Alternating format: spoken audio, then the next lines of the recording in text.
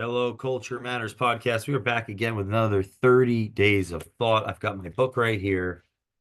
This book, written in 2019 or published in 2019, is a compilation of thoughts that were written over 30 days. Um, it's a meditation. The purpose of the book is to uncover the reader's genius from reading one of the excerpts over a 30-day period. Some people do it beyond that. I'm doing it beyond that. Read a thought. Today we're talking on page 81, Dark Companion. Challenge you to listen to all the episodes in the Culture Matters podcast. They're all different.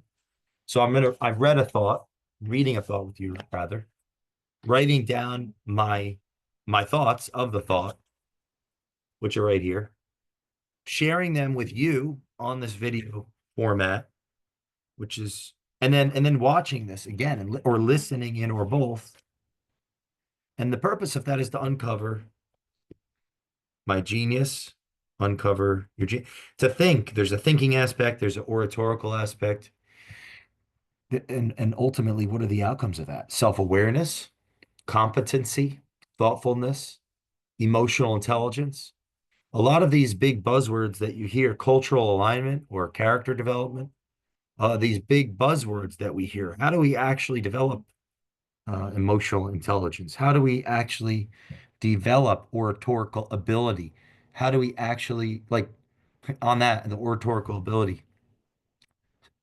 Speakers of the past in the 2000 years ago in those physical gatherings, they used to practice. I read a book, or it was an excerpt on Demosthenes, used to practice, reading out loud. People used to read out loud, or the Iliad, Homer's Iliad and the Odyssey. I mean, that wasn't even written down. It was until it was oratorically translated over time. So that art of speaking, reading this out loud, learning how to read out loud, practicing reading out loud can help with speaking. Looking back at past thoughts and dissecting them can help with empathy and like emotional awareness, having tougher conversations with people that have opposing views. Because if I disagree with myself from years ago or a month ago or 6 months ago, I'm able to have an increased awareness that I don't know it all. I don't even agree with myself. How can I so dogmatically, ardently disagree with someone else if I don't even agree with myself from the past? I maybe I'm going to be a better listener in a confrontation or in a conflict, an ideological disagreement with another that's going to lessen the likelihood of confrontation because I can contend with my own thoughts. How about watching myself or listening to myself? Well, it's something that I want to avoid. Maybe, what's that reveal about where I'm at in my journey of self-development? Writing, as Peterson would say, is thinking, separating the wheat from the chaff, the useless from what's useful that can help that ladder of value and upward mobility of the self. The 30 Days of Thought is about developing self. It's a process of leadership curation. It's a sculpting of I'm sculpting. You're sculpting. We're sculpting. And yeah, some of the thoughts are provocative, some less than others. But when you're going through this process, like I do every now and again, um, it forces change. So here's Dark Companion, episode page 81. I want to share some of my thoughts after. From pain comes purpose, and in that seed of hope, your dark companion is born. Conflict, birthed in pitch black and dreary contempt, through self-pity. Our phoenix inside, glazed with fiery passion, waits to be awakened. There are times in our lives where fate knocks, but nobody is home. Or even worse, doubt creeps in our back door, blocking our footsteps to freedom. Every dream we have dreamed, mixed with all our hopes, are merely on the other side, and all we must do is turn the knob to pull ourselves to salvation. Often, we get lost in our own devices, and without realizing it, our pain dominates our passion. I know the story too well due to my history of pain. Born rejected and thought to be an unlovable orphan, the offspring of an unfit addict with no rhyme or reason to love a child. My plight in life started at the top of a police officer's desk only 3 months after my birth.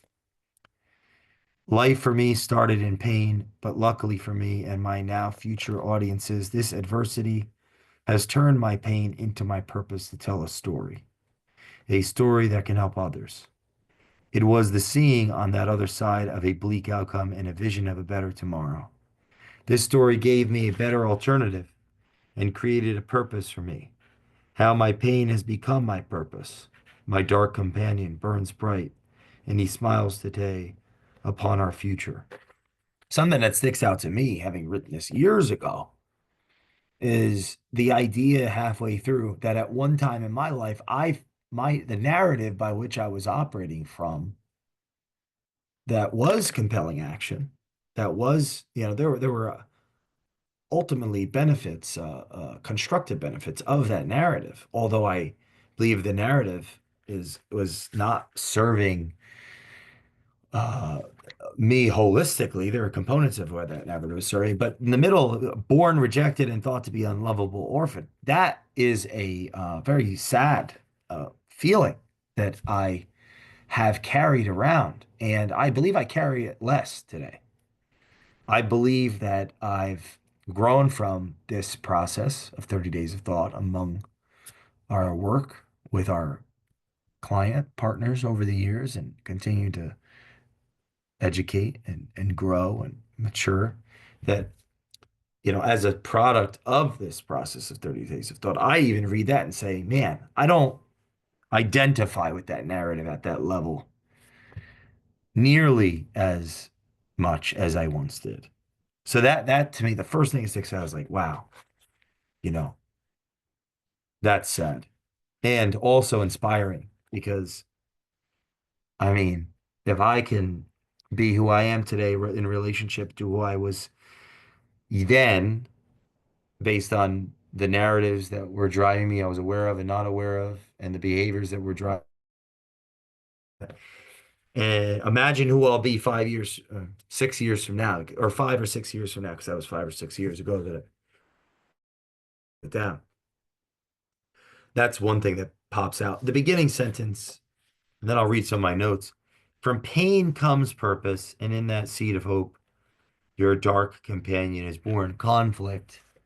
Yeah, I mean that's an idea that it's a there's a if there's a lack, a lack of buy-in. And so in the entrepreneurial context, a founder, why do founders often, those that have started a business, their first business, they have a vision of a solution to a problem. There's a void or an absence of something that could be helpful to other people. There's a psychological relationship there that I think is birthed in a lack of resources, a lack of resourcefulness, a lack of response from interpersonal relationships. Mark, there's that's the siloed nature of the visionary. It's a new idea, and there's a subjectivity to that. It's the idea that it gets power from your purpose. If you're the founder that's listening to this, it's your vision, it's your purpose, it's your thing, and how right or wrong it is will ultimately have a relationship with the future, which no one knows. I mean, are you going to succeed or not? Munger, don't underestimate never underestimate someone that overestimates themselves. No one can take that away from you. I mean, they can try, and are you going to keep going? Yeah, I think it comes from a place of inversion or absence or void or a lack. If there's a lack, there's energy to fill that void, to fill that lack, and that action is a consequence of absence. There's a lack, there's an absence, the inertia of movement's going to come as a consequence of that lack. Birth in pitch black and dreary contempt, through self-pity, our phoenix in size glazed with fire. See, here there's an entrepreneurial conversation happening and a psychological conversation happening. I think the entrepreneurial conversation and the psychological conversation are they're interwoven with one another because businesses ultimately spring forth out of human beings. They're expression of human of being, of being in the world and having a concept of the past to varying degrees, having a concept of the future possibility and having an orientation in the present, which is a relationship with the future and the past. And the ultimate, in a simple way, you know, we people that go through things have a energy to go through. The people that have been through tough times have the energy necessary to go through tougher times at a higher degree than those that have been through less adversity will proportionally have less energy to go through that unequal amount of adversity. So if I was trying to articulate this with numbers, it would be like person A has been through tougher times than B, let's say. So, negative 50 A, person B is negative 10 um, of what they've been through. Person A and B are faced with the same amount of adversity. Person A has had more negative. So to make their negative become positive is going to take more energy than person that's been less negative. So negative 50 to 10 positive there's more energy than negative 10 to 10 positive. Negative 50 to 10 is 60 and negative 10 to 10 is 20. If that's like just like a word picture of what I'm trying to get at here is that people that have been through hard more in, individually, psychologically, are going to have a different makeup than those that have been through less in relationship to more negative external environments. Now, there are other hosts of problems that come with that can actually encumber the success of someone that's been through more negative environments as it relates to interpersonal dynamics and enterprise dynamics and so on and so forth. But the idea there is that adversity, I mean, this is with these adages like diamonds create pressure you know diamonds are formed under pressure. Yeah, diamonds are formed under pressure.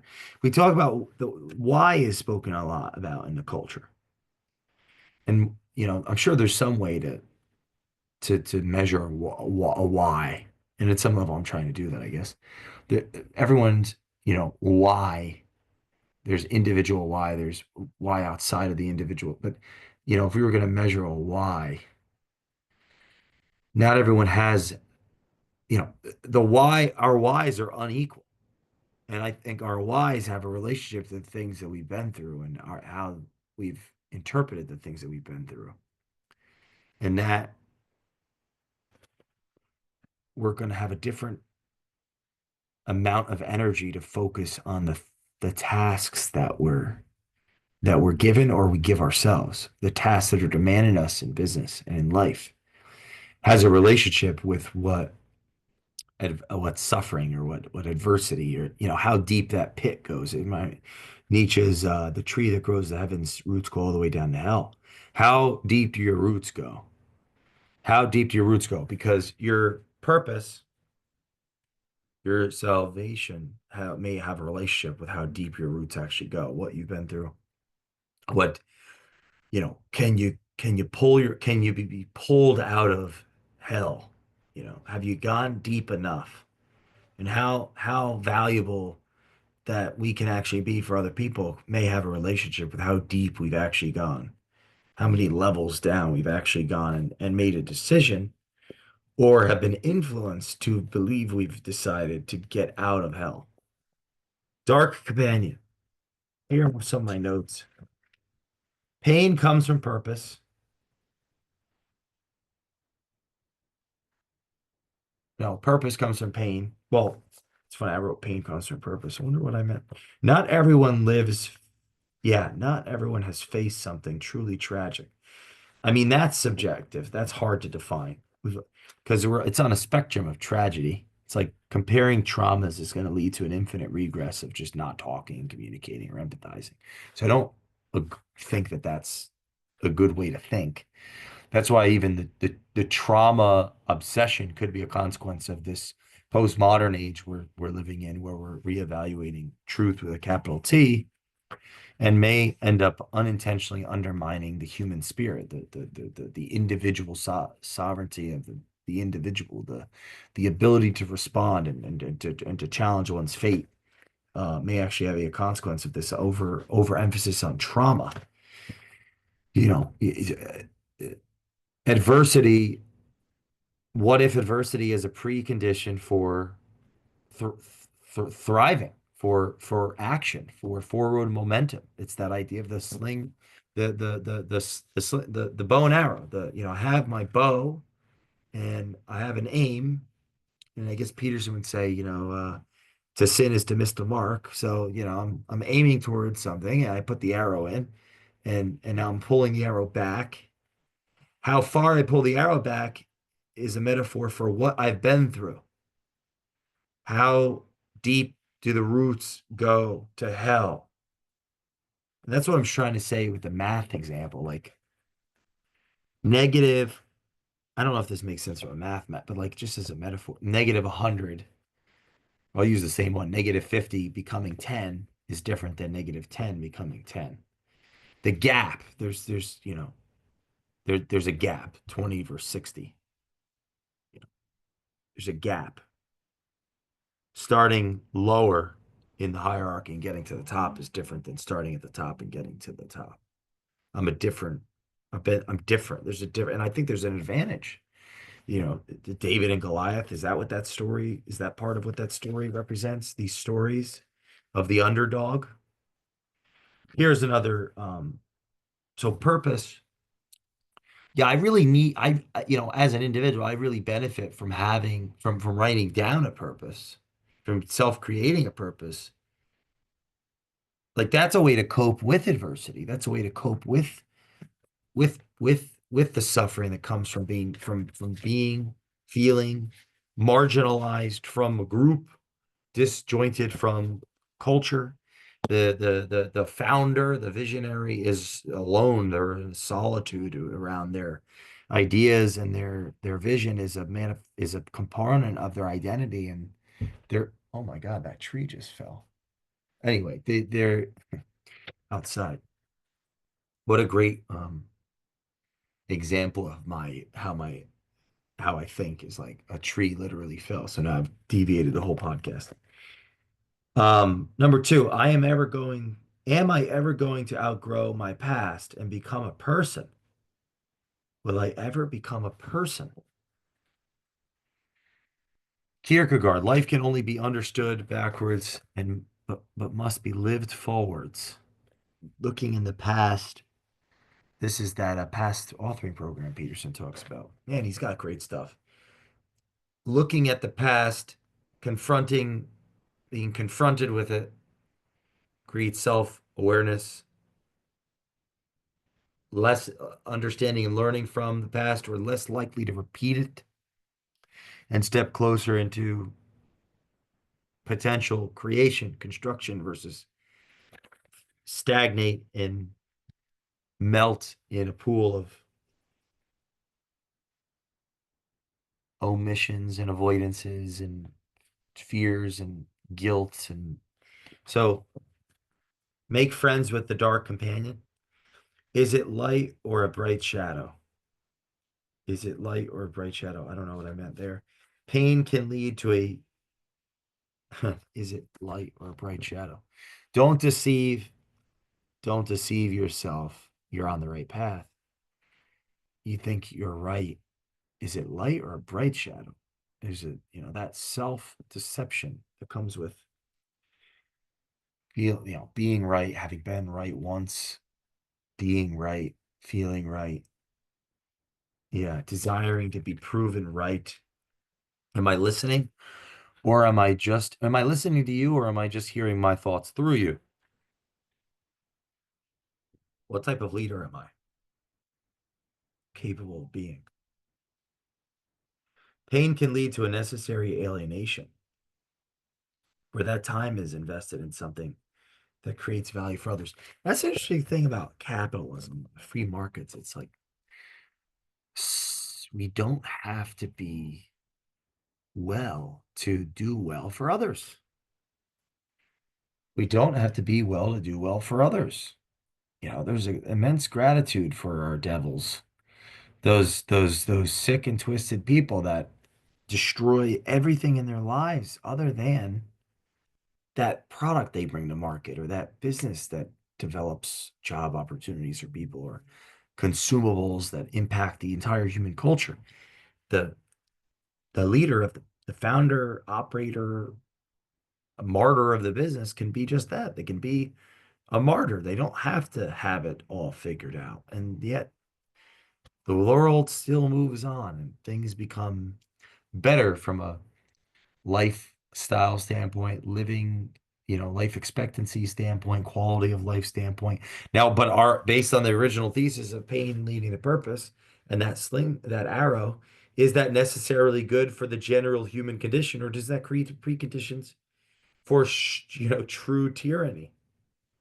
True as in a truer version of tyranny, like, man, things are so good in our civilization that we need them, that it almost like it needs to break down to reset the consequences of things being so good. Because we suffer from consumption or over excess. We suffer individually and as a group from good times or easier times or less. We all need a little taste, at least at this. I mean, that's what it seems to be at this stage of our evolution as species. Like we need a little taste of pain and suffering to be humble, to function as a group, and to not lose ourselves in this uh in the infinite possibilities of being the only thinking animal on the planet, maybe. So, what are the consequences of things getting better despite how imperfect we are as paradoxical creatures that are, one context they're a saint, in another context they're a demon. Um, I've reinvented myself so many times because I learned so fast. Well, that sounds a bit self-indulgent, but yeah, I don't know. The dark companion. These outcomes are the visible. It is the belief. It is belief. Oh, I'm reading the wrong one. Um, Life for me started in pain, but luckily for me and my now future audiences, this adversity has turned my pain into purpose. I don't even know that. Maybe I'd be much more valuable to you and our audiences